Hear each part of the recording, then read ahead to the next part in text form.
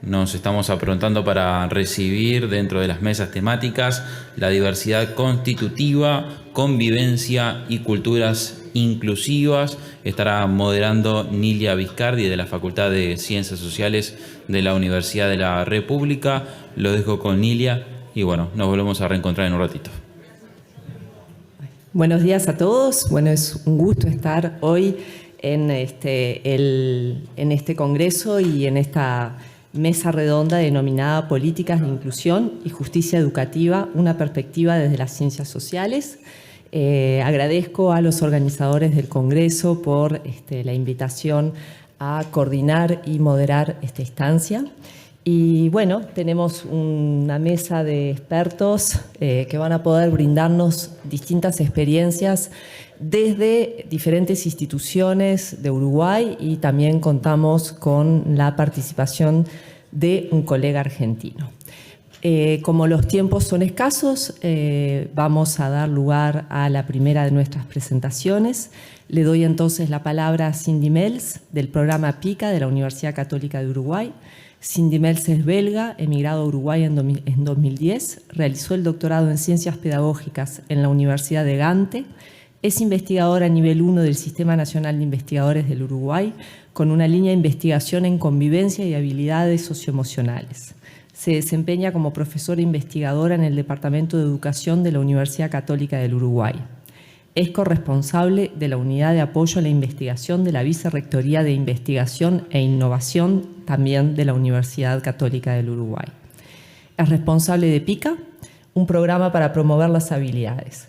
Es miembro activo de la Red Latinoamericana de Violencia Escolar y participa del Observatorio Internacional de Clima Escolar y Prevención de la Violencia desde la violencia, que tiene lugar desde 2017, donde también desde ese año realiza diferentes consultorías de forma sistemática para UNESCO y UNICEF, siempre en el área de educación y participación adolescente.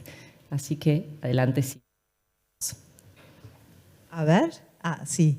Bueno, cuánta introducción. Muchas gracias, Nilia. Muchas gracias por la invitación. Felicitaciones por la iniciativa.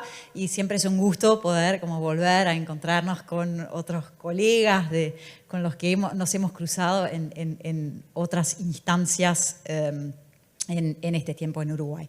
Bien, a mí me toca hoy contarles un poco sobre PICA. PICA es un programa para la promoción de habilidades socioemocionales y convivencia en educación media, que se desarrolló o se desarrolla dentro del Departamento de Educación de la Universidad Católica, donde en realidad tuvimos la gran suerte de poder contar con fondos de ANI en varias oportunidades para realizar proyectos de investigación que a su vez generaron insumos para poder diseñar intervenciones y herramientas didácticas que ponemos a disposición de educadores, de actores educativos, para facilitarles, para que ellos puedan abordar la convivencia y promover las habilidades socioemocionales en sus centros educativos.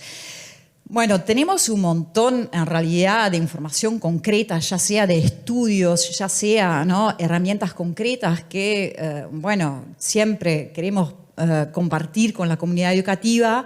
Acá tenemos muy poco tiempo para hacerlo, entonces por favor visiten la página web de PICA, picauruguay.wordpress.com.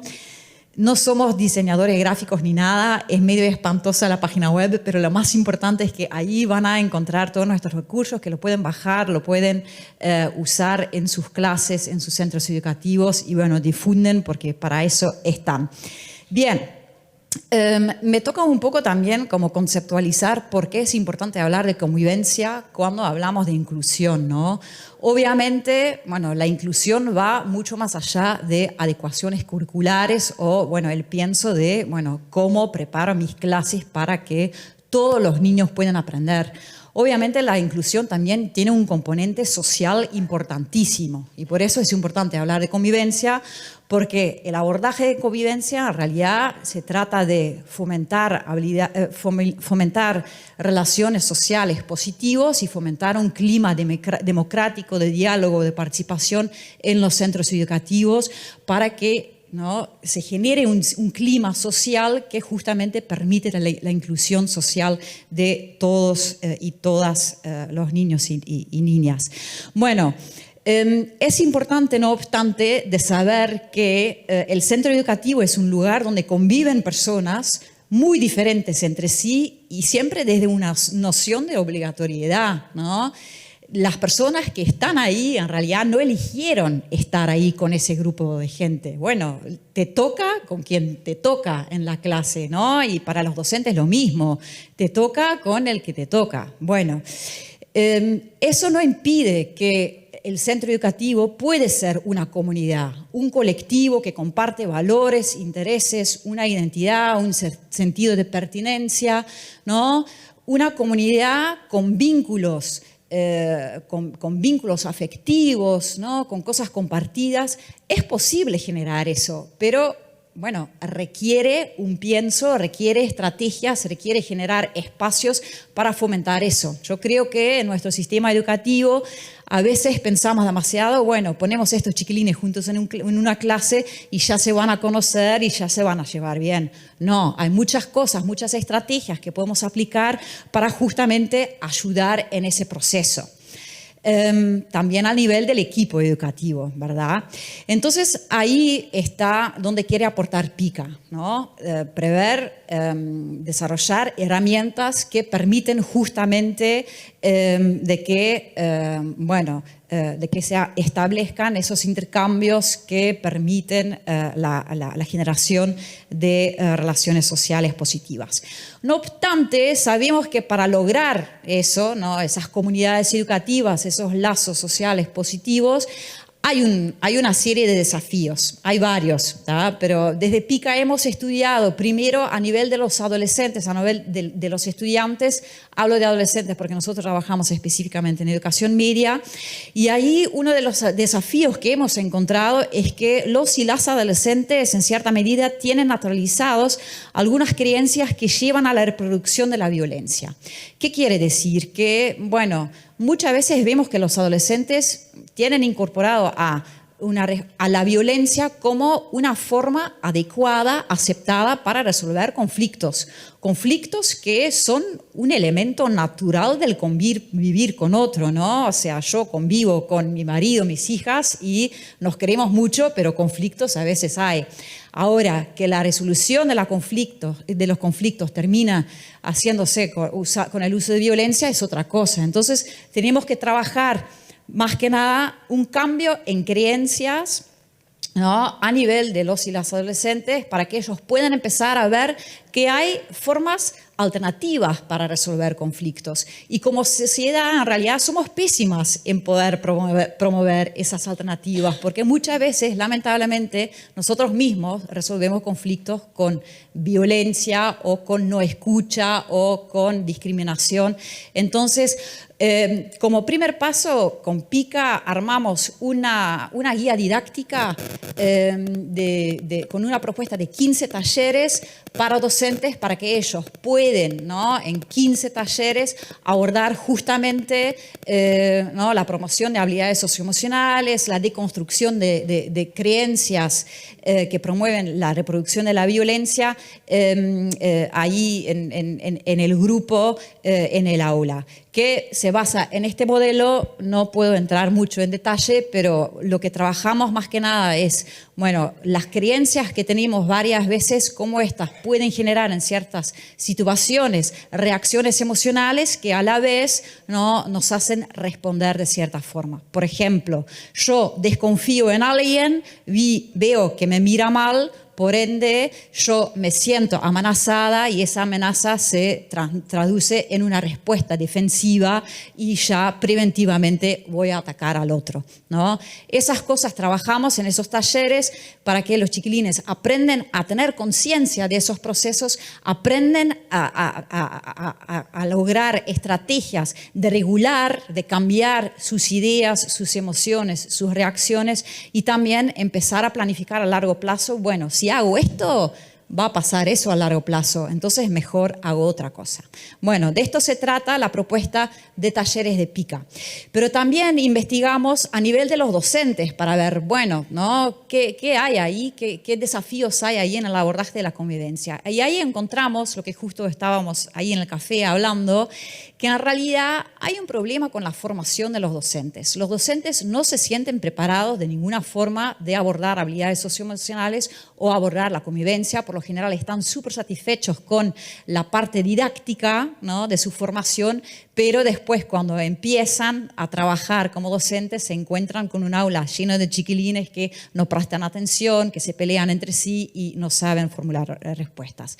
Y por otro lado, en nuestro estudio encontramos que los docentes sí manejan un discurso democrático, son pro-inclusivos, como que tienen esos valores, pero después cuando lo tratan de traducir a la práctica no son capaces de hacerlo, porque no existen propuestas prácticas concretas o ejercicios prácticos concretos que ellos han aprendido para saber, bueno, este valor, este ideal que tengo, ¿cómo lo aplico? Entonces recurren a prácticas disciplinares, la no escucha, ¿no?, la imposición. Por eso desarrollamos una formación en convivencia para docentes, donde trabajamos más que nada, ¿no?, la deconstrucción de la práctica, de las prácticas, el cuestionamiento de cómo nosotros mismos en nuestras prácticas a veces reproducimos la violencia, hablamos de habilidades socioemocionales y se trabajan mucho las prácticas participativas. La participación y los espacios participativos como una práctica educativa que en realidad facilita a la convivencia y facilita la puesta en práctica de habilidades socioemocionales que son muy necesarias para fomentar la convivencia. Y también desarrollamos un juego de mesa que se llama Kamayana, que ese también lo pueden encontrar en la página web, bajar, recortar y usar en clase, que este juego en realidad es un juego para que los adolescentes juegan en la clase para cuestionar las prácticas participativas en el centro educativo y pensar colectivamente algunas alternativas que pueden ser desde prácticas cotidianas hasta prácticas más formales, organizadas. Bien, en conclusión, porque sé que ya me estoy pasando de tiempo, en nuestro aprendizaje, estos 6 años trabajando con PICA, investigando junto a estudiantes, docentes, desarrollando, diseñando soluciones, implementándolas y evaluándolas, bueno, encontramos que el abordaje de la convivencia debería ser un eje transversal en todo el sistema educativo y falta mucho para que sea así. Hay avances, estamos hablando de convivencia, bárbaro, pero en realidad necesitamos un abordaje integral en todo el sistema educativo. Desde la formación docente es muy urgente, muy necesario y muy urgente, pero también pensando en el rol de coordinadores de convivencia en los centros que podrían, ¿no?, cumplir un rol de cuidado del bienestar tanto del equipo docente como de los estudiantes, promoviendo bienestar, convivencia y ayudando en la elaboración de planes de convivencia a nivel de cada centro. Entonces, aliento a que todos los que estén acá traten de aportar a este objetivo. Muchas gracias por el espacio, perdón que te compliqué la tarea, pero bueno, un gusto.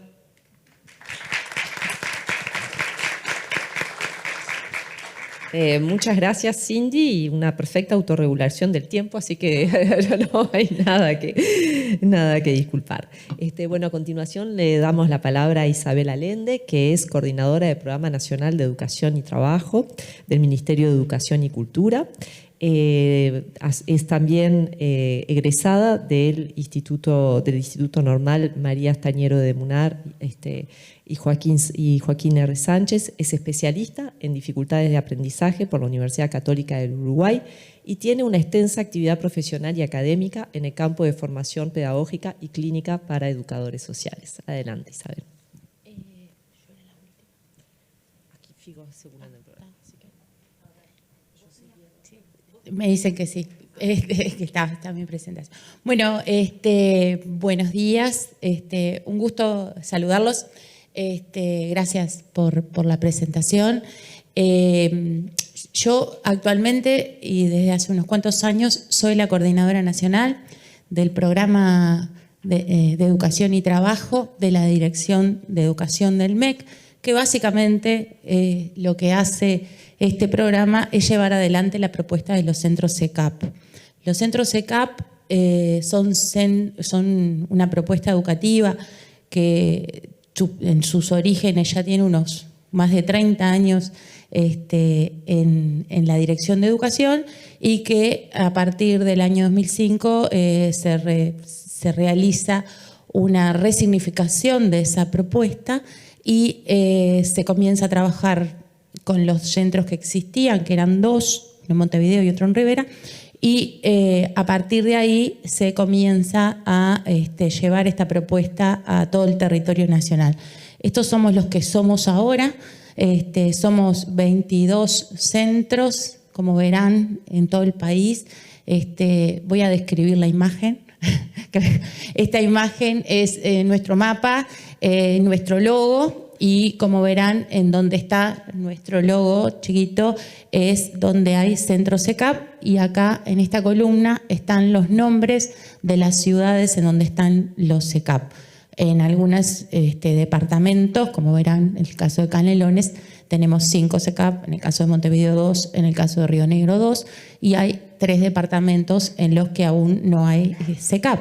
¿Por qué no hay CECAP? Porque de alguna manera los CECAP, y por eso también la invitación a esta mesa y lo que les voy a tratar de contar en estos minutos, los CECAP llegan a un territorio cuando son convocados. Generalmente son convocados por la sociedad civil, generalmente son convocados por redes, generalmente son convocados por los gobiernos departamentales. Y allí es cuando nosotros vamos y vemos de alguna manera qué es lo que se pide de CECAP. CECAP es una propuesta para adolescentes y jóvenes entre 14 y 20 años que se encuentran fuera del sistema educativo en el momento que llegan a CECAP y que no han culminado la educación media básica. Saben todos, los que están acá, los que son de acá, y los que no, seguramente también lo saben, porque es un problema que no solo lamentablemente sucede en Uruguay, son muchos los adolescentes y jóvenes que se encuentran desvinculados. Nosotros partimos desde esa población y trabajamos con esa población. ¿Quiénes somos? Somos alrededor de 315 educadores y educadoras que trabajan en todo el país en este momento, 22 direcciones de centro, un equipo nacional que se despliega en el territorio con 3 técnicos que van como acompañando el proceso de desarrollo de las propuestas, y una coordinadora nacional que es quien les habla. Desde ahí partimos nosotros, y por supuesto 4.500 jóvenes que este año van a terminar sus clases ahora en el mes de diciembre. Esos somos quienes somos. Yo en realidad en estos minutos lo que había pensado era, bueno, contarles quiénes somos, contarles qué hacemos y cómo lo hacemos. ¿Qué hacemos? Esto es una imagen que encontramos hace unos años en un CECAP, que era lo que los educadores habían preparado para el primer día de recibimiento de los chiquilines, que dice, es un cartel que estaba pegado en una puerta que se ponía y se sacaba cuando empezaba la jornada educativa. En CECAP tú eres creador, tú eres importante, tú eres respetado, tú eres querido, tú puedes hacer cosas importantes, no leo la violeta, ¿alguien lee? Tú puedes cambiar el mundo, gracias, y tú eres la razón por la que estamos aquí. O sea, la propuesta de CECAP es la misma en todo el país, y lo que tiene en el centro es al estudiante, al joven, al adolescente. A partir de ahí, nosotros lo que le proponemos, ya en el momento que llega, es una propuesta que se organiza por áreas, por 6 áreas que tienen desde la educación artística, lo experimental, el poder hacer, el poder experimentar. O sea, ¿qué quiero ser? Nosotros creemos firmemente que nadie desea lo que no conoce, ¿verdad? Entonces, de alguna manera, lo que nos proponemos es que puedan experimentar. El aprender a ser, para nosotros, es el motivo central que nos convoca organizándonos en esas áreas por talleres. Y un área que atraviesa toda la propuesta, y cuando hablamos de educación inclusiva, como estamos haciendo estos días acá, me parece central, que es el rol de la referencia educativa, que es un educador o una educadora que está 1 hora antes que los chiquilines lleguen, que se va 1 hora después que los chiquilines se van, que los chiquilines se integran en grupos, pero también de alguna manera hay un seguimiento, de alguna manera no, hay un seguimiento personal de cada uno, y la particularidad que tiene SECAP, que me parece que convoca esto de comunidad educativa, es que cada uno, hoy se decía en la primera exposición de la mañana, ¿no? Pero cada uno llega con lo que tiene. O sea, hay chiquilines que tienen primaria completa, hay chiquilines que tienen primero de secundaria, hay chiquilines que llegan con algunas historias de su desvinculación, de su fracaso. En SECAP llegan y se integran a un grupo nuevo que los recibe, que se organiza por el momento del año que llegan, no por el nivel educativo, por la procedencia.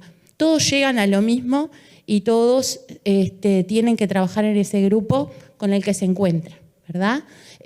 Otra clave pedagógica para nosotros en términos de educación inclusiva es la semestralidad. O sea, no organizamos, estas áreas se organizan con habilidades que están predeterminadas, pero los tiempos educativos son de semestres. O sea, los jóvenes pueden hacer hasta 4 semestres educativos.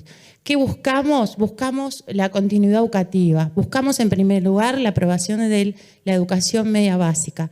¿Cómo lo hacemos? Lo hacemos con 2 acuerdos que tenemos, uno con la Dirección General de Educación Secundaria, otro con la Dirección General de Educación Técnico Profesional, y a su vez muchos de los estudiantes en su proceso a partir del segundo semestre pueden elegir estar en SECAP, y a la tarde en algunos SECAP llegan un montón de profes del liceo que trabajan con un educador de SECAP y los chiquilines completan la educación media básica en SECAP en esos semestres con una propuesta en donde se reconocen algunos de los aprendizajes de SECAP y otros están a cargo de profesores de educación secundaria.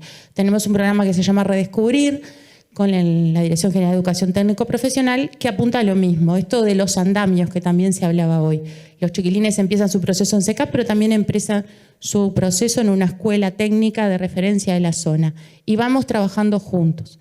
Otra de las claves, y me parece en esto de, ya para terminar, porque supongo que siempre me pasa lo mismo, y en esto lo último, ¿no? En cómo lo hacemos, yo quiero destacar 2 cosas. Lo hacemos entre nosotros, como lo hacemos trabajando en equipo, con una reunión de equipo semanal, donde se acuerdan, con una metodología de proyecto de centro, con una articulación por áreas y con una fuerte presencia de los responsables educativos en la tarea diaria de cada uno de los centros. Pero también lo hacemos con otros, que es un poco de vuelta a lo del principio. En referencia a esta imagen me quiero referir, porque podría contarles muchos otros, pero en especial quiero hablar del trabajo que venimos haciendo desde hace 4 años con los articuladores de inclusión territorial del programa de educación inclusiva y nuestros invitados. Esto es producto de algo que se trabajó, por ejemplo, a partir de la inserción de los compañeros de educación inclusiva en todos los territorios. Nosotros nos definimos como inclusivos, pero a veces es muy difícil hacer visible lo invisible. Entonces, nos pasaba, llega siempre tarde. ¿Y por qué llega siempre tarde? Porque capaz que no tiene claro dónde pasa el ómnibus, y el ómnibus pasa a la hora justa y justo ahí. Entonces, ayudemos, generemos esas herramientas para que esto pase, ¿no? O sea, podés circular por todo el centro, pero ¿dónde están los baños? Identifiquémoslo. O sea, cuestiones que para nosotros eran invisibles, que a partir del trabajo que hacemos con las articuladoras de inclusión territorial, que después si quieren en el café les cuento, pero en realidad ellas se quedan un buen tiempo en cada uno de los SECAP y trabajan no con los gurises, trabajan con los educadores y con las educadoras, pensando en las herramientas y en las estrategias que se necesitan para trabajar desde la grupalidad, pero desde la individualidad y de la posibilidad de cada uno de estos chiquilines. Por último, las planificaciones. En esto de trabajar con otros. Nos dimos cuenta desde hace 3 años que si en febrero nos juntamos todos, podemos pensar en planificaciones inclusivas, que lo hacemos también con el equipo de educación inclusiva, y en julio podemos revisar cómo esto de lo inclusivo tiene que ser intencional, y tiene que ser intencional y tiene que ser visible. Nos preocupaba muchísimo la lectoescritura cuando empezamos a trabajar. Hemos aprendido que hay otras maneras que los chiquilines tienen para expresarse, para comunicarse y para después, porque tenemos un área de conocimientos básicos, ¿no? Que nos decía, los chiquilines tienen primaria completa pero no saben leer y escribir. Y esa era como ¿eso es condición o no es condición para entrar a un CECAP? Estuvimos 6 años discutiendo eso, hasta que pudimos comprender que hay otras maneras y que la lectoescritura también es un elemento clave, pero tenemos que trabajar desde otros lugares, desde la expresión artística, de todo lo que se ha dicho acá, desde el uso de las manos, el darle valor al uso de las manos, que nosotros generalmente usamos para expresarnos y estos gurises a veces no lo usan. Usar las manos, dijo una chiquilina un día, no solo uso las manos para cargar cajones, uso las manos para hacer otras cosas. Ahí también la importancia de lo artístico, de lo audiovisual, de la expresión corporal, ¿verdad? Un poco, se me fue el tiempo, pero nosotros lo que proponemos en CECAP es esto y muchas cosas más. A esta altura han pasado más de 20.000 adolescentes y jóvenes por la propuesta y ojalá sigan pasando muchas más.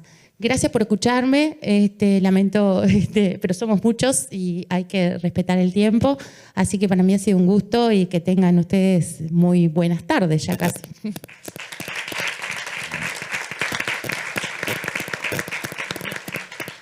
Bueno, muchas gracias Isabel por tus aportes.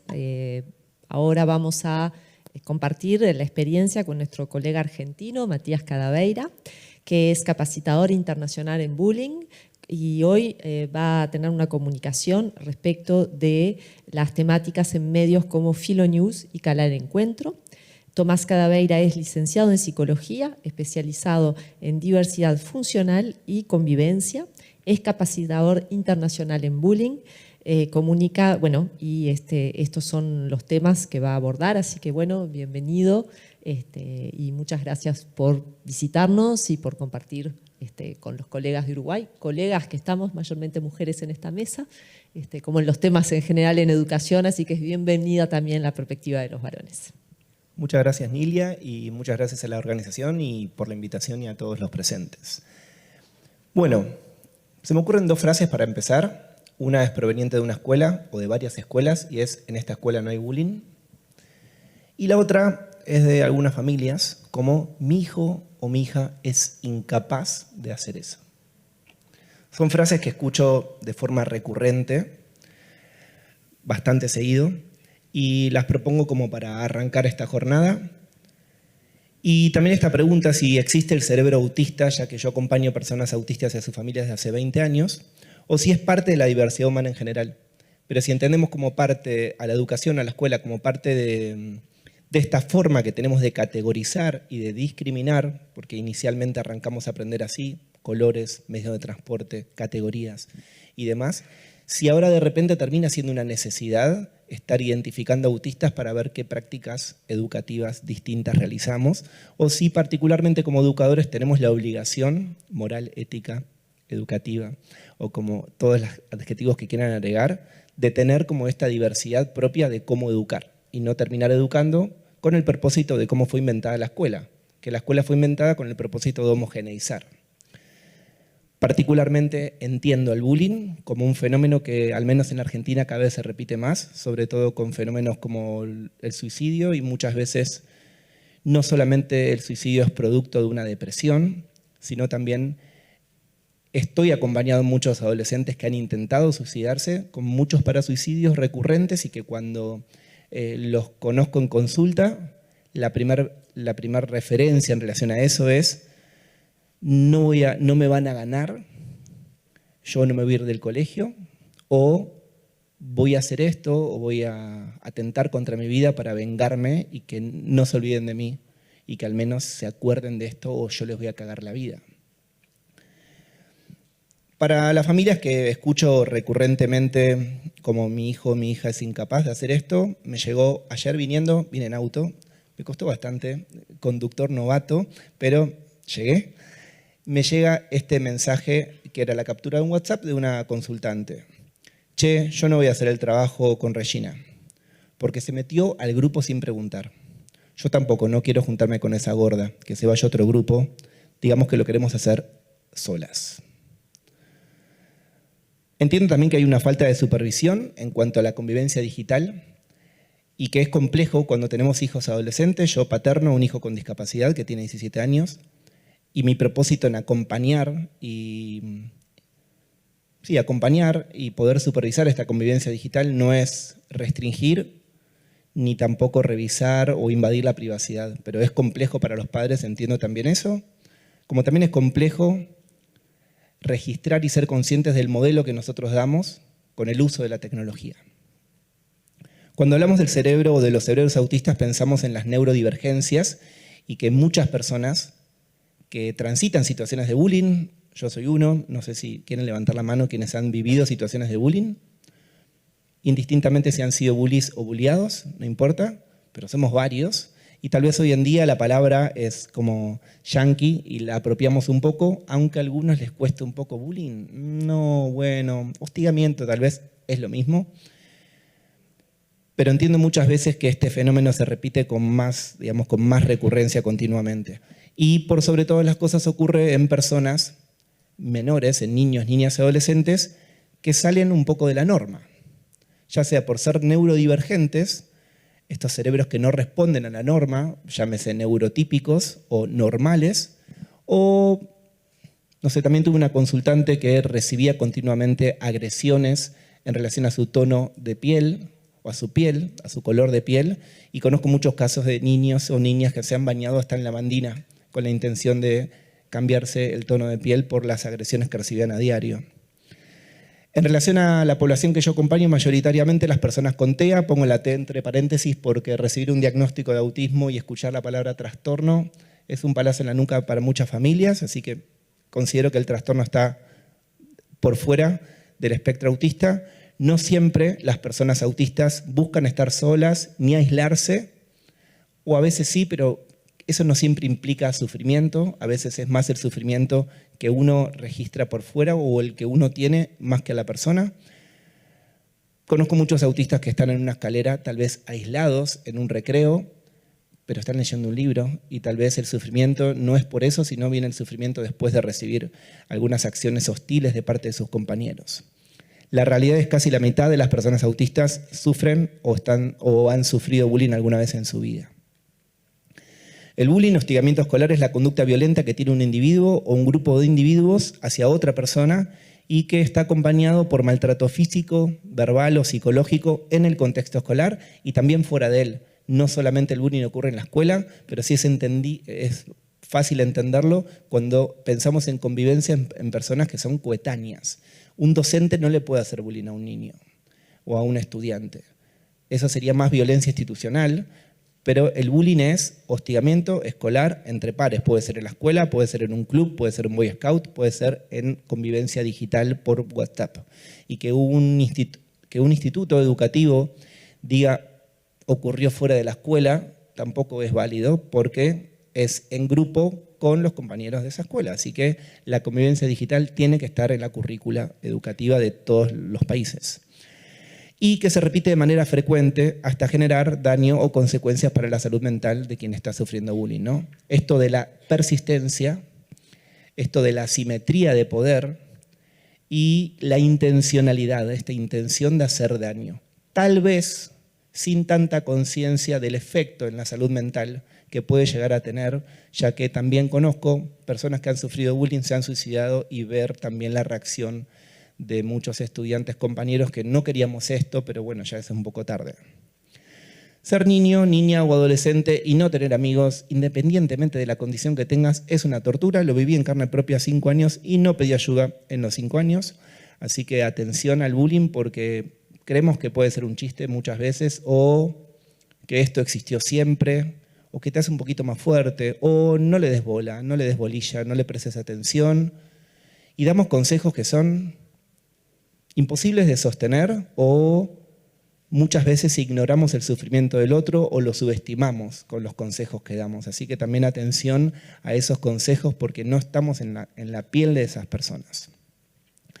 Crear espacios positivos, seguros, donde el bullying, el ghosting, el trolling y el acoso o hostigamiento escolar, que me gusta más definirlo hostigamiento y no tanto acoso, que lo refiero más hacia lo sexual, pero también existe el bullying y el ciberbullying sexual, no tengan lugar, es tarea de todos, por lo tanto, convivencia digital, convivencia, educación emocional deberían ser materias obligatorias en las aulas. Fomentar una buena convivencia tanto en el mundo físico como en el virtual también es tarea de todos. Muchas, pero muchas gracias.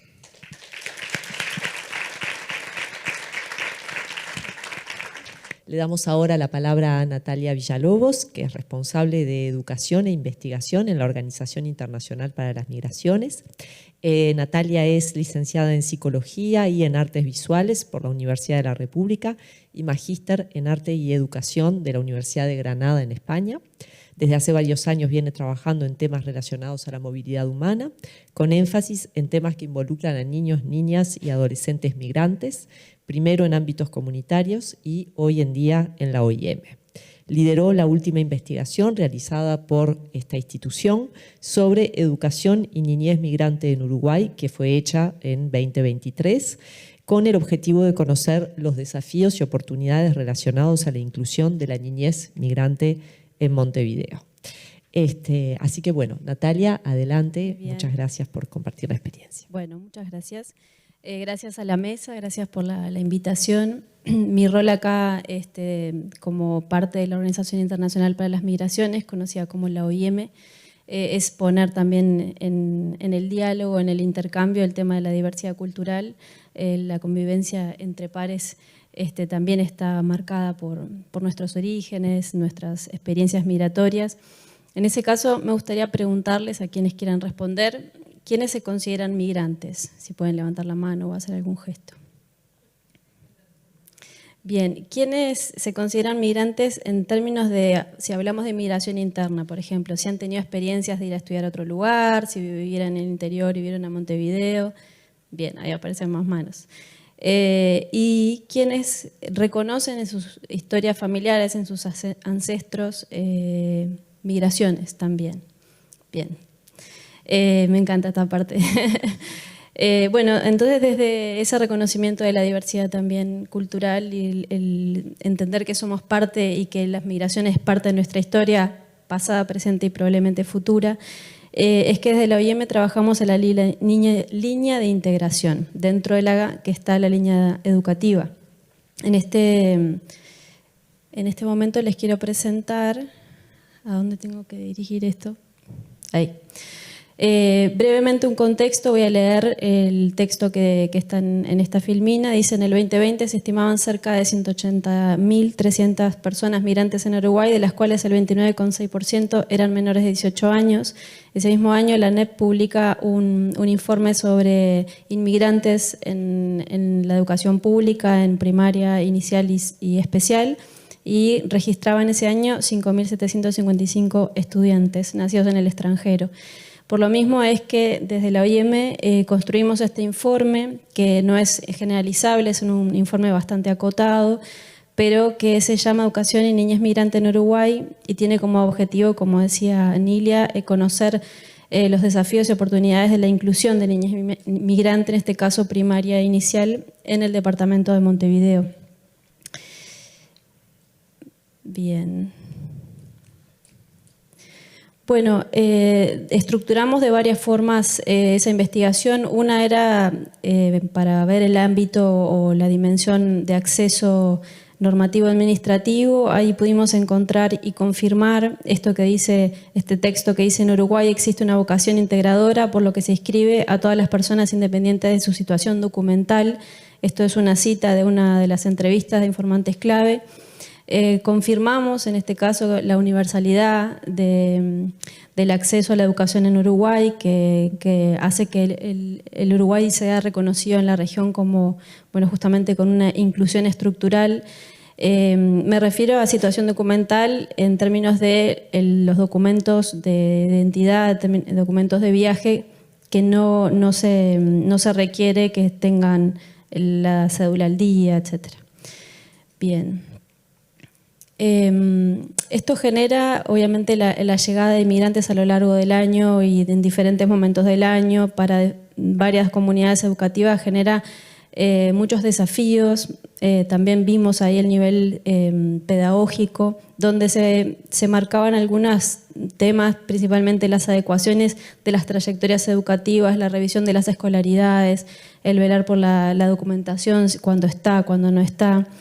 Acá hay un texto que dice: hay muchos niños que vienen sin escolaridad, vienen pasando fronteras sin haber estado escolarizados por mucho tiempo. Nuevamente una cita de una entrevista a Informantes Clave. Sabemos que Uruguay a veces es país de destino, a veces es país de tránsito, pero cuando llegan a veces han estado viviendo durante varios años en otros países, y en esos otros países no siempre existe la escolarización. Registramos a niños y niñas que presentan periodos de desescolarización, por lo cual estas adecuaciones también tienen otro desafío. Como me decía una directora, es como una artesanía que se tiene que hacer para ver cómo acompañar, y acompañar no solo a la persona que llega, sino a toda la comunidad que recoge, que sostiene. Otro texto que dice: enseñarles de otra forma a su hogar, dividir diferente a como les enseñaron en su país de origen, es delicado, porque es señalarlos desde la carencia, cuando se podría tomar la diferencia como parte del aporte de la diversidad, como insumos para el resto de los estudiantes. Otra cita de Informantes Clave. En este sentido, me gustaba reflexionar también sobre estos desafíos que hablaba un poco Cindy, de los preconceptos, las ideas estereotipadas que manejamos, las certezas, ¿no? Como nada más difícil de mover que las certezas que a veces nos organizan, pero que también nos separan frente a esa otra edad que a veces aparece amenazante, que nos interpela, pero que sin embargo puede proponer una gran riqueza, que obviamente no es tan sencillo. Muchas maestras me decían, además de la migración tenemos otros problemas. Entiendo que a veces se presenta como un problema porque muchos niños llegan en diferentes momentos del año, con estos periodos de escolarización o otras dificultades. Pero bueno, también mi idea era traer esta reflexión de que son escenarios que todavía están en construcción y que debemos tener en cuenta que el derecho a la educación es un derecho humano básico, pero también el derecho a migrar, y que en la medida que las sociedades de acogida puedan sostener esa educación, también va a seguir siendo posible que las personas busquen sus destinos en otros lugares. Y les traigo acá una imagen de una niña que uno de los componentes de la investigación fue una entrevista grupal, y participaron en otro espacio niños y niñas, y ahí les pedí que si podían dibujar su primer día de escuela. Y acá se ve como la hoja organizada en 6 partes. Arriba y a la izquierda se ve a la niña, ella me lo explicó así, ¿no? Llegando el primer día, la maestra la acerca a un lugar donde se ven otras niñas o personas sentadas, y ella le dibujó en la cara sin rostro un signo de interrogación. En el cuadro siguiente está sentada al lado de esa persona que todavía tiene un cuadro de interrogación, un signo de interrogación en la cara, y la cara de la persona que está como triste. Después aparece ella sola en el recreo, pero en el cuadro siguiente hay una niña que se presenta, que le dice que se llama Zoe, y aparece la cara de esa niña que se presenta, y aparece la sonrisa en la protagonista, y así sucesivamente van llegando otras niñas, y ella después me dice que, bueno, que le cuenta a la madre cuando se va lo feliz que fue ese día porque conoció a un montón de amigas. Y me interesa mucho, me parece una obra preciosa, sobre todo por esta expresividad tan sutil, pero como decía, la invisibilidad, ¿no? Cómo hacer visible esas experiencias. Todavía creo que en las ciencias sociales, y sobre todo en los aspectos metodológicos de OIM, tenemos la limitante de no poder encuestar a niños y niñas, y construir ese dato en primera persona. Todavía nos falta mucho por conocer cuál es la expresión y cuál es la experiencia real del llegar, porque las familias a veces con una respuesta modulada dicen: no, ellos son los mejores, que se integran, les va muy bien, muy fácil, y después vemos más en la clínica o en espacios más comunitarios que a los 2 años, 3 años aparecen sintomatologías, aparecen expresiones que tienen que ver también con el proceso migratorio. El proceso migratorio no es solo llegar al país de destino, es adaptarse, procesos estresantes, en fin. Pero bueno, no sé cómo estoy de tiempo. Bien, rápidamente, acá dentro del informe planteábamos, dentro del nivel normativo administrativo, como les decía, uno de los hallazgos es poder construir un registro administrativo unificado para todos los subsistemas, para que se pueda comunicar entre subsistemas la información de los estudiantes y que la variable migratoria, o sea, no se registre solo la nacionalidad de la persona que se ingresa, sino que también del núcleo de convivencia, porque también eso nos aporta información sobre ese trasfondo cultural que es importante también sostener, y que el derecho a la identidad cultural de los locales, pero también de las personas que migran, tienen derecho a seguir sosteniendo y respetando y valorizando su identidad cultural, además de entrar en relación con la cultura local. La disponibilidad de información sobre cupos georreferenciados, veíamos que muchas veces las familias tenían que recorrer muchas zonas de Montevideo porque no contactaban con la información de los cupos. Y bueno, esto que decía, la inclusión de la información de las familias. A nivel pedagógico sabemos que hay un gran desafío, sobre todo para las docentes y los docentes, en términos de formación específica, como decía, ¿no? de convivencia además con información sobre los procesos de regularización migratoria, sobre los procesos de interculturalidad. La educación intercultural todavía está muy en construcción, todavía hay mucho que debemos reflexionar sobre cómo trabajarlo, sobre nuestros propios estereotipos. Y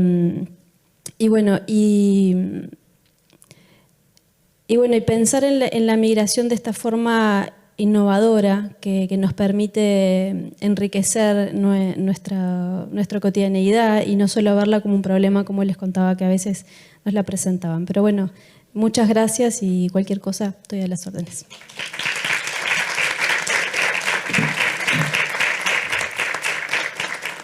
Muchas gracias, Natalia. Me tomo el atrevimiento también de invitarlos el 24 y 31 de octubre al evento Arte, Saber y Exilios que organizamos junto con la Embajada de Francia en Uruguay, la Embajada de París y la Universidad de París 10, en el que vamos a analizar la relación entre conocimiento, arte y migraciones forzadas con ocasión de los 50 años del golpe de Estado. Así que bueno, también creo que va a ser una oportunidad de seguir pensando esta relación entre la violencia, las instituciones y las migraciones y sus múltiples facetas. Damos ahora entonces la palabra a Patricia Orlando del Planeamiento Educativo de la Administración Nacional de Educación Pública. Ella es maestra de Educación Común e Inicial, magíster en Educación y posgraduada en Dificultades de Aprendizaje por la Universidad Católica del Uruguay, diplomada en Liderazgo Educacional por la Pontificia Universidad Católica de Chile y diplomada en Aprendizaje y Servicio Solidario por OEI, CLAIS y UNTREF. Se ha desempeñado en los últimos 15 años en centros educativos públicos y privados en roles docentes y directivos. Actualmente trabaja en la Unidad de Gestión de Centros Educativos de la Dirección Sectorial de Planificación Educativa de la ANEP y como coordinadora pedagógica del Centro Educativo Providencia. Sus tareas de investigación se relacionan al estudio de la lengua, particularmente a la enseñanza de la lectura y de la inclusión de niños y niñas en situación de discapacidad. Sobre estos temas ha publicado libros, artículos en revistas y ha participado como ponente en congresos nacionales e internacionales. Adelante. Hola a todos y todas. Muchas gracias, Nilia, por la presentación. Me toca entonces hoy compartirles sobre la modalidad de los centros María Spínola como una propuesta de extensión del tiempo pedagógico en educación media. Entonces me toca tomar la palabra por un ratito para contarle qué es la experiencia de muchos estudiantes, funcionarios, docentes, equipos directivos, equipos de inspección y de otras personas que más cerca del territorio o un poquito más lejos trabajan todos los días para desarrollar la modalidad, así que no quería dejar de mencionarlos antes de comenzar. La hoja de ruta de la presentación refiere a compartirles sobre la política, en su diseño, en su implementación, sus 8 componentes y particularmente 2 componentes que son los que creemos que tienen el potencial de tener un mayor impacto en la promoción de la convivencia y el desarrollo de culturas inclusivas. Entonces, vamos ahí. Los centros María Spínola, o la modalidad de centros María Spínola, es una de las políticas promovidas por la ANEP, de carácter focalizado en centros quintil 1 y quintil 2, de centros que tienen a su cargo el tercer ciclo de la educación básica integrada, es decir, séptimo, octavo y noveno.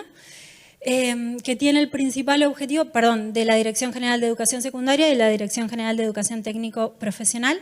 Tiene el objetivo de reducir la inequidad a la interna del sistema educativo y promover mejoras en los aprendizajes de todos los estudiantes. Para eso se implementa una serie de componentes que buscan potenciar las condiciones en las que suceden los procesos de enseñanza y los procesos de aprendizaje.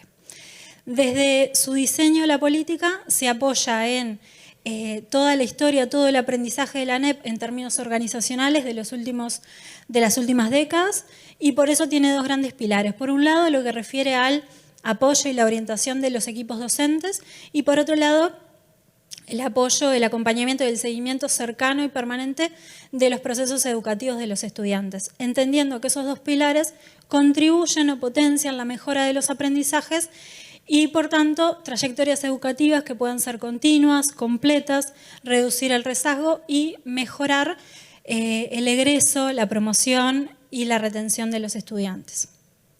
Además de los aprendizajes organizacionales de la ANEP, los centros María Spínola se apoyan en una política ampliamente extendida, como es la extensión del tiempo pedagógico, sostenida como tendencia a nivel internacional durante varias décadas y particularmente en América Latina como una política prioritaria para lograr la mejora de los aprendizajes, especialmente en estudiantes que provienen de sectores más desfavorecidos.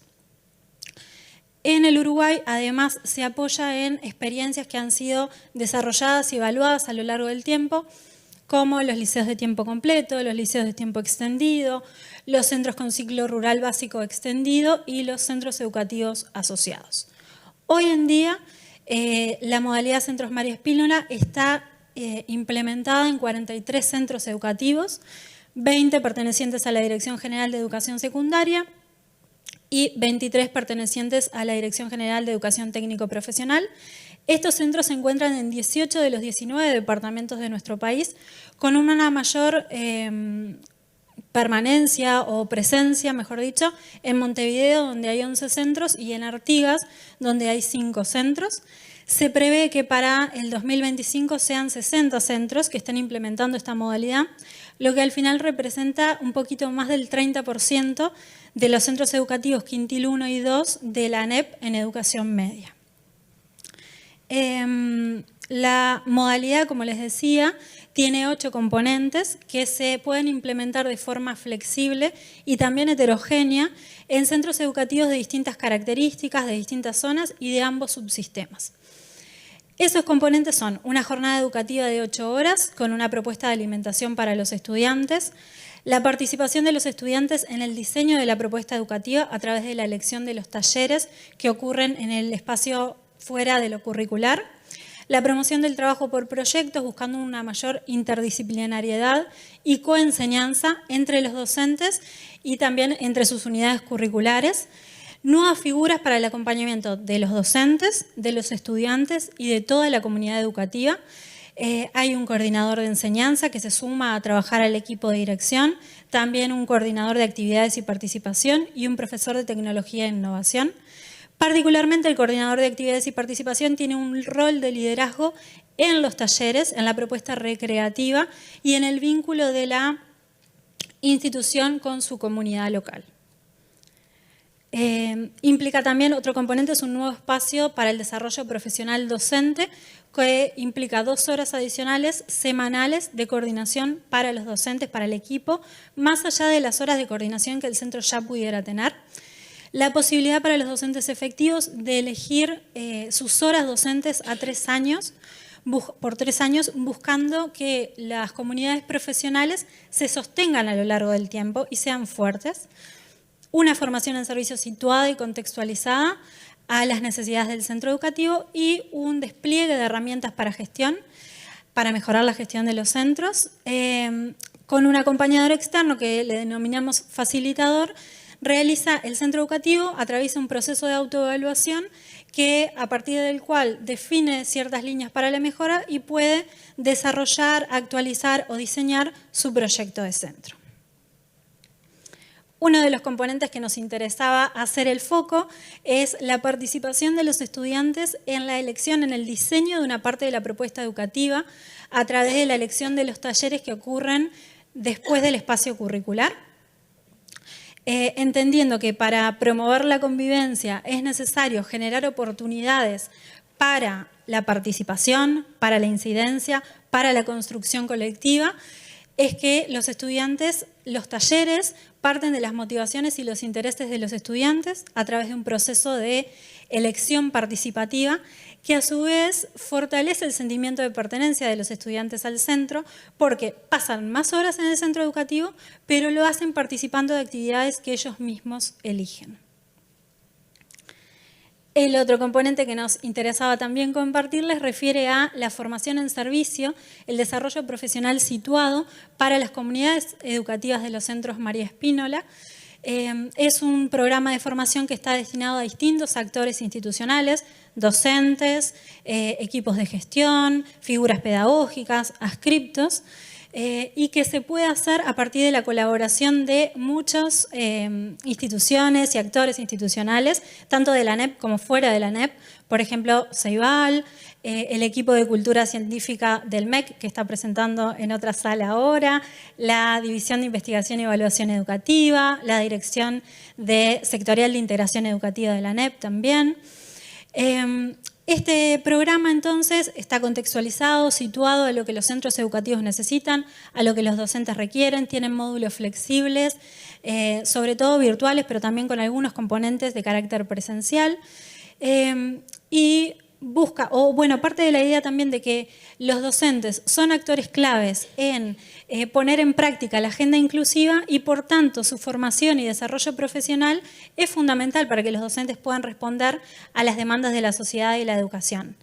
Resulta imprescindible que los docentes tengan las habilidades, tengan las metodologías, las herramientas que les permitan gestionar sus aulas y hacerlo a partir de la diversidad de estudiantes que se encuentran en esas aulas.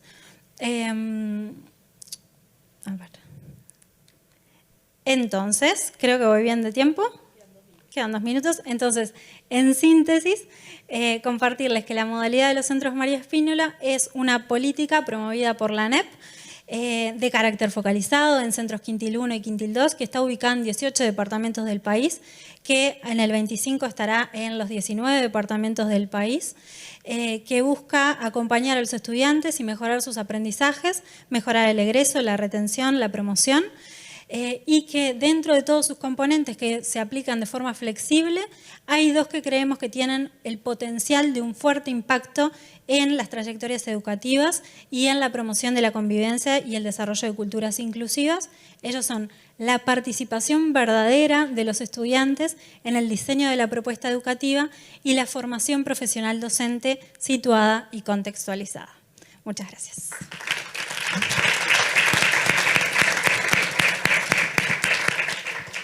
Bueno, muchas gracias.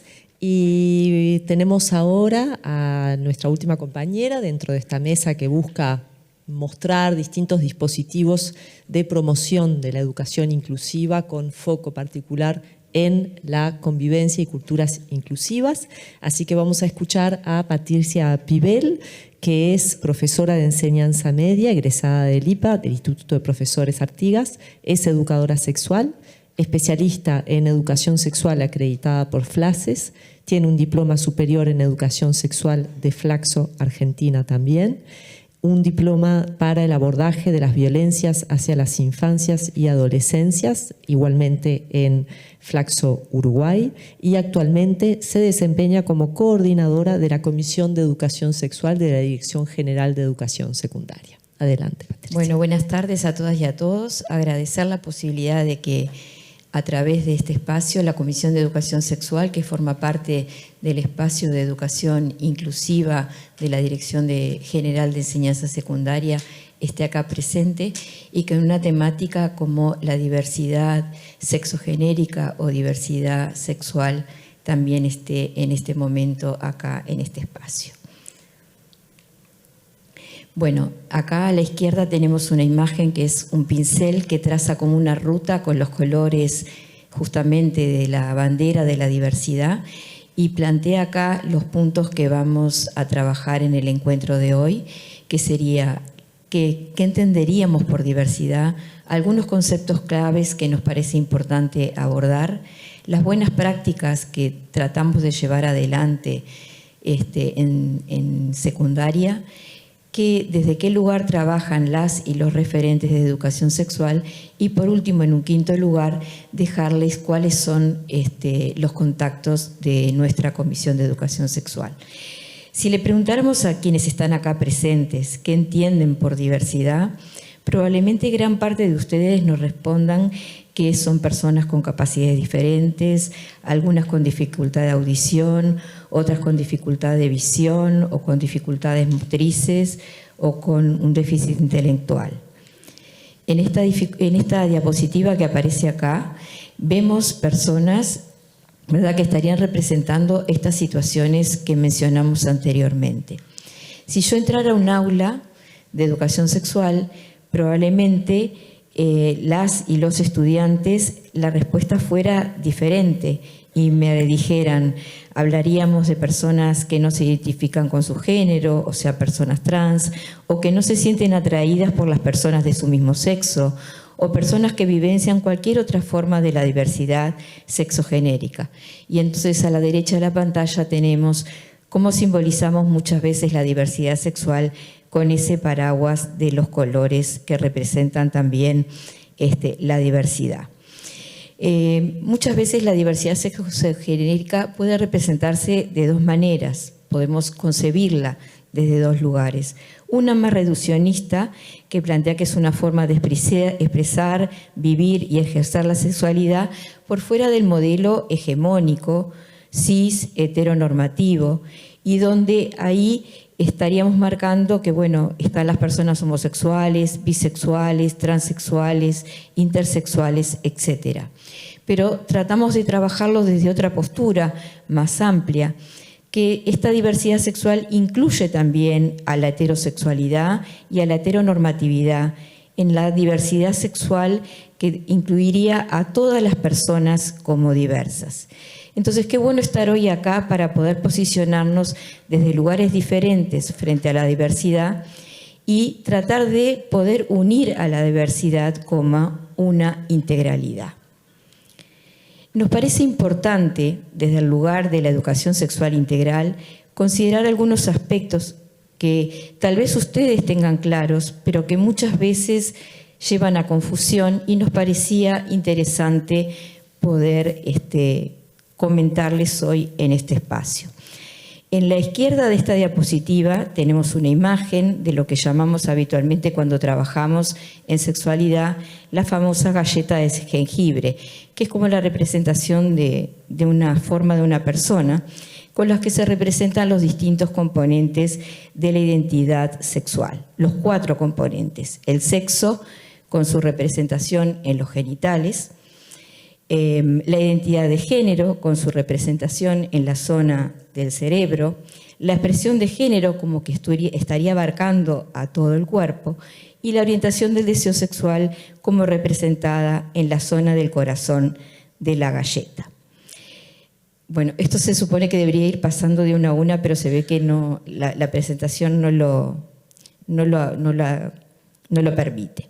Entonces, la identidad sexual de una persona es esa parte de la identidad total que le permite reconocerse, aceptarse, asumirse y actuar como seres sexuales. Y tiene estos componentes que decíamos: el sexo, que refiere a las características y diferencias genéticas, hormonales, anatómicas, entre otras, que nos van a distinguir entre varones, mujeres, con un amplio espectro en el medio de los estados intersexuales, que hay muchos estados intersexuales, y que al momento del nacimiento nos asignan ese sexo, definiéndonos en general como mujeres o como varones. La identidad de género de una persona, que es aquella vivencia interna, personal, cómo esa persona se autopercibe, independientemente de ese sexo que se le asignó al nacer. Esta percepción ya se tiene desde la primera infancia.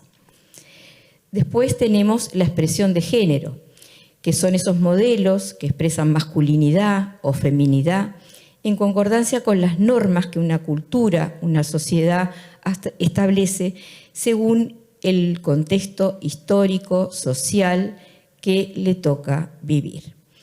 Y por último, la orientación del deseo sexual, que es hacia quien la persona se siente atraída, hacia quien orienta su deseo erótico, afectivo y placentero. Nos parecía importante hablar de estos conceptos porque muchas veces en los espacios educativos hay confusión entre lo que es la identidad sexual, lo que es la identidad de género, perdón, lo que es la orientación sexual, y ahí encontramos muchas situaciones de discriminación, muchas situaciones que a veces condicionan las trayectorias educativas de nuestras y de nuestros estudiantes. Bueno, en cuanto a las prácticas, tenemos acá a la izquierda, ¿verdad?, una imagen que nos representan 3 círculos, uno inscripto dentro del otro, uno que se ve en violeta, el otro un poco más grande que representaría el aula, otro que se ve en amarillo que representaría la institución educativa y otro que se ve en verde que representa la comunidad. En la Dirección General de Enseñanza Secundaria, desde la educación sexual integral, se trabaja a través de lo que se llaman las figuras de las y los referentes de educación sexual que están dentro de cada institución educativa, en los liceos y también en algunos CECAP de algunos departamentos y que trabajan desde la transversalidad para garantizar la inclusión educativa de las personas de la diversidad sexogenérica, es decir, no solo para las personas de la diversidad, pero en este momento me estoy refiriendo específicamente a esta temática. Y de esta manera garantizar sus derechos y garantizar la inclusión educativa y garantizar las trayectorias educativas de estas personas. Bien, en el aula, ¿cómo trabajamos? Trabajamos desde la transversalización, en esto de que el referente o la referente trabaja con el docente de cada asignatura, trabajando desde la transversalidad, distintas temáticas y entre ellas la temática de la diversidad sexual. Acompaña a ese estudiante o a esa estudiante que, por ejemplo, realiza un proceso de transición de identidad de género en el cambio de nombre en la plataforma CREA, aunque no tenga un cambio de nombre registral. Ese estudiante o esa estudiante puede cambiar su nombre en la plataforma y de esa manera tener una adaptación del nombre con el que se autopercibe, más allá de que no se puedan cambiar en los documentos originales de esa persona y en el corporativo de secundaria. Y también se hace dentro del aula un acompañamiento personal de esa o de ese estudiante. No solamente en lo que refiere a identidad, sino también en cualquier otro proceso que esos estudiantes estén viviendo respecto a la diversidad sexogenérica. Dentro de la institución educativa buscamos trabajar en la incorporación de baños genéricos o en la adaptación de cómo esos estudiantes o esas estudiantes se sientan mejor para utilizar los baños, en especial cuando están transitando procesos de cambio de identidad de género. O utilizar un baño que no sea el baño común, el baño con el que se identifican, o si no hay un baño para todos que no tenga género, o el ir fuera del horario del recreo, ¿verdad? Eso se acuerda, se busca acordar con cada estudiante cuál es la mejor opción, en el entendido que en general los baños en cualquier institución educativa son espacios de gran vulnerabilidad. Se trata de trabajar en las coordinaciones docentes, procurando el acercamiento de las normativas, el acercamiento de esta información, la sensibilización a los docentes para el que puedan estar acorde a cómo trabajar con estos docentes, con estos estudiantes. Y a nivel de la comunidad, el llegar a las redes con distintas instituciones, el hacer conocer la legislación y normativa, el capacitar en información y también el vínculo con los prestadores de salud. Bueno, durante el año 2022, lo que los referentes de educación sexual trabajaron fue el trabajo transversalizado en el aula con docentes de asignatura, se realizaron 100 cambios de nombre en la plataforma CREA, se acompañaron y orientaron situaciones de cambio de nombre registral con derivación al Ministerio de Educación y Cultura y al MIDES, se acompañaron 405 situaciones vinculadas a la diversidad sexogenérica, se acompañaron y orientaron situaciones de cambio de nombre registral, perdón, está 2 veces, se establecieron redes con CAPA, CRAM, Transboy UI, que es una organización que trabaja con las familias y con adolescentes y personas adultas trans, y también se establecieron contactos con los prestadores de salud, el Comité de Adolescencia de la Sociedad Uruguaya de Pediatría. Y por último, acá quedan los contactos de la Comisión de Educación Sexual, en especial el de la página, donde ustedes ahí pueden encontrar distintas normativas vinculadas a la diversidad sexogenérica, pueden encontrar el perfil de cómo trabaja un referente de educación sexual y el correo electrónico de la Comisión de Educación Sexual por si necesitan contactarnos por alguna situación que necesiten. Muchísimas gracias.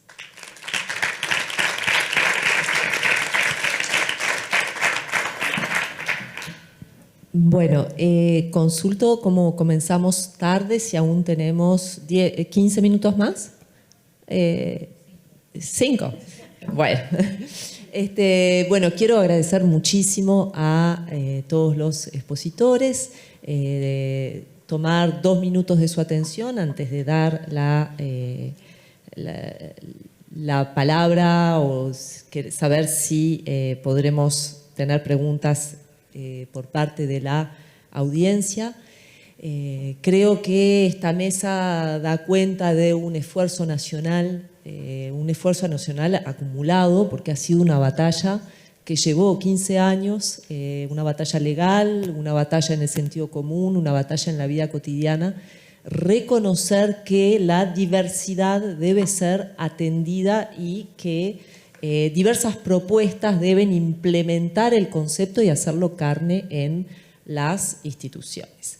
En este sentido, por un lado, imposible resumir los aportes de cada compañero. Creo que la riqueza del trabajo de Cindy con propuestas específicas para aquellas instituciones que estén dispuestas a reconocer que el conflicto y la convivencia son fuente de segregación y de exclusión, distintas posturas alternativas en los CECAP, si será necesario focalizar la experiencia pedagógica de los CECAP y la atención en la diversidad, las posturas docentes,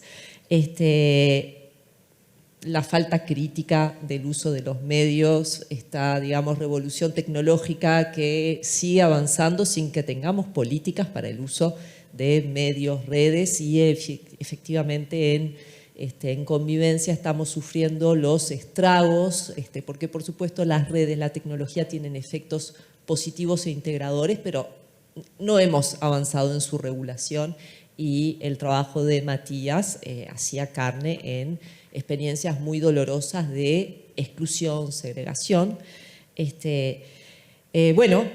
Las migraciones, el impacto de las migraciones, la importancia del programa María Espínola, que sintetiza un conjunto de aportes que se han ido acumulando a través del tiempo, y ni que hablar de la alegría de saber que la cuestión de la educación sexual, la identidad sexogenérica, forma parte integral de la propuesta educativa de la Administración Nacional de Educación Pública, cuestión central porque peligró y pareció desmantelarse. Entonces, ver que se sigue sosteniendo cuando es hoy, creo que uno de las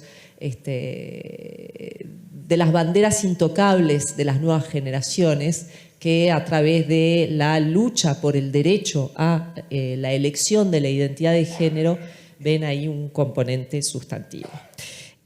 Así que agradecer, recordar que, por lo menos desde mi matriz, que es la sociología, es importantísimo pensar en la diversidad, sobre todo cuando ésta se suma, al no ser atendida, a la consolidación de una segunda dimensión que en ciencias sociales llamamos la desigualdad. Es decir, cuando aquellas situaciones que nos colocan en una situación diferencial que no hemos elegido o cuando nuestras, por ejemplo, las migraciones, las dificultades socioeconómicas, las dificultades, las discapacidades, se tornan además, digamos, invisibilizadas o imposibles de ser atendidas en las prácticas pedagógicas, pasando del problema de la desigualdad a lo que muchos autores han denominado como pedagogías excluyentes, y creo que todos estos ejemplos buscan justamente o iluminan prácticas que buscan que estas pedagogías excluyentes no se reproduzcan.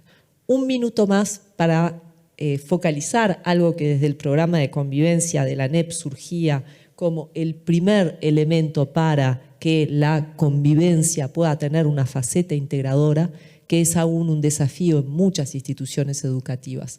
No solamente reconocer el problema del malestar, la convivencia, la discriminación, que se asigne tiempo curricular para trabajar en convivencia.